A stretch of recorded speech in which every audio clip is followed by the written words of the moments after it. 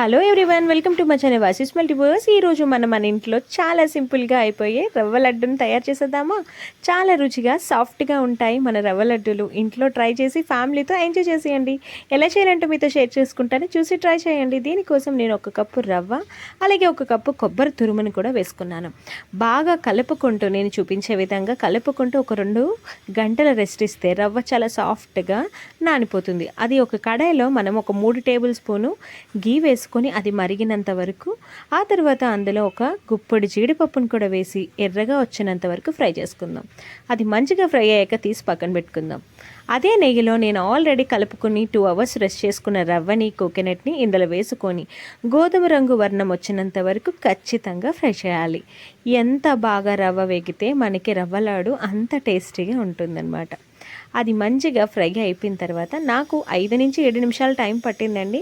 మీకు కొంచెం సేపు ఎక్కువ పట్టినా పర్వాలేదు, ఎర్ర రంగు వచ్చినంత వరకు మనం ఫ్రై చేయండి. అంతేగాని హై ఫ్లేమ్లో మాత్రం అసలు మీరు ఫ్రై చేయొద్దు.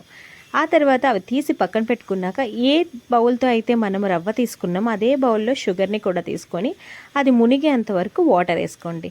అది బాగా కరిగిన తర్వాత ఒక తీగ పాకం వచ్చినంత వరకు మనం ఖచ్చితంగా మన పంచదార పాకాన్ని కరిగించుకోవాలి. బాగా పరిగిన తర్వాత మనం ఆల్రెడీ రవ్వ ఉంది కదా, అది ఇందులో వేసుకుంటూ కలుపుకుందాం.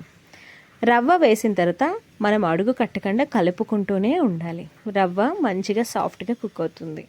ఆ తర్వాత అందులో మనం ఆల్రెడీ ఫ్రై చేసుకున్న జీడిపప్పును కూడా వేసుకొని కలుపుకుందాం.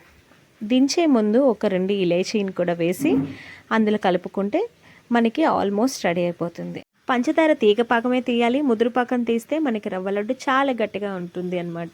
అది వేసుకొని బాగా కలుపుకున్న తర్వాత బాగా చల్లారిన తర్వాత గోరువెచ్చగా ఉన్నప్పుడు మాత్రమే ఒక్కసారి ఇలా కలుపుకుంటూ మనము చిన్న చిన్న ముద్దలుగా తీసుకుంటూ మనం చిన్న చిన్న బాల్స్గా చేసుకుంటాము. ఎంతో ఎమ్మెగా ఉండే మనకి రవ్వ లడ్డు రెడీ అయిపోయింది. మీకు నచ్చిందండి? మీరు కూడా ఒక్కసారి ట్రై చేసి మీకు ఎలా వచ్చింది కామెంట్ సెక్షన్లో కామెంట్ చేయండి.